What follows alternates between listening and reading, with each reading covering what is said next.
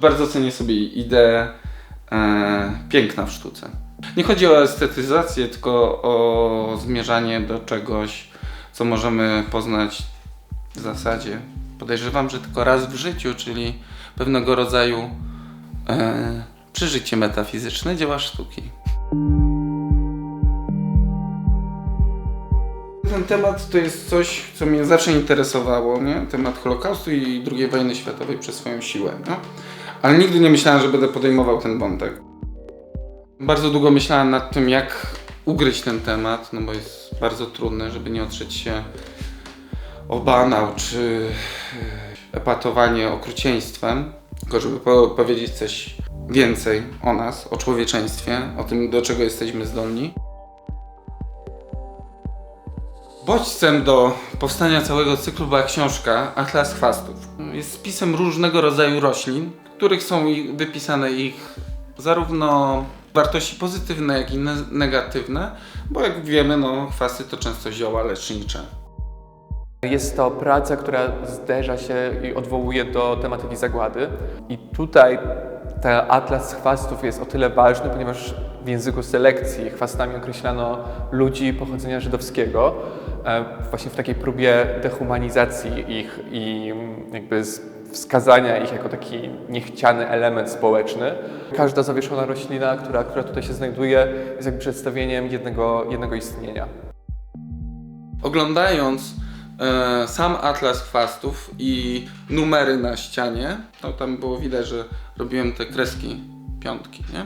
Żeby było po 10 z każdego gatunku i łączna liczba, żeby zgadzała się z liczbą, która w tym projekcie jest bardzo ważna, czyli 1440. To jest liczba osób, która mogła być dobowo spalona w krematorium numer 2 w Auschwitz. I po oglądzie tego atlasu z wyliczaniem, kiedy zobaczymy instalację, od razu nam wytwarza to pewnego rodzaju narrację pomiędzy tymi obiektami. Jeśli chodzi o samą realizację prac pod względem materialnym, to najtrudniejsze tutaj było wykonanie tych cienkich elementów z racji właśnie kruchości materiału. Wiadomo, że każdy element ceramiczny musi być w postaci wysuszonej gliny przed włożeniem do pieca. Jeżeli mamy bardzo cienkie elementy, no to one bardzo łatwo ulegają zniszczeniu. Tutaj ta kruchość tych elementów była bardzo ważna treściowo jako kruchość tych istnień. Sam proces realizowania tej pracy był bardzo ważny, no bo tutaj każdego jednego chwasta lepiłem ręcznie, co przybrało taki charakter wręcz medytacyjny, no bo jeżeli mamy ulepić 1440 obiektów, myśląc o zagładzie, myśląc o tym, że każdy z tych obiektów jest pojedynczym istnieniem, to wtedy w tym czasie, który jest bardzo długi, jesteśmy w stanie bardziej zrozumieć tą liczbę. Po co pokazywać daną liczbę? Ano po to, żeby uświadomić sobie wielość. Bo jak mówimy w obecnych czasach 1000, 2000, 3000, nie robi to dla nas większej różnicy. A jak zobaczymy tą liczbę na żywo, możemy sobie uświadomić, jak to jest wiele. I tutaj mamy to zderzenie tej wielości, tej wielkości zakłady, tej skali, myśląc tylko o jednym dniu i to w jednym krematorium.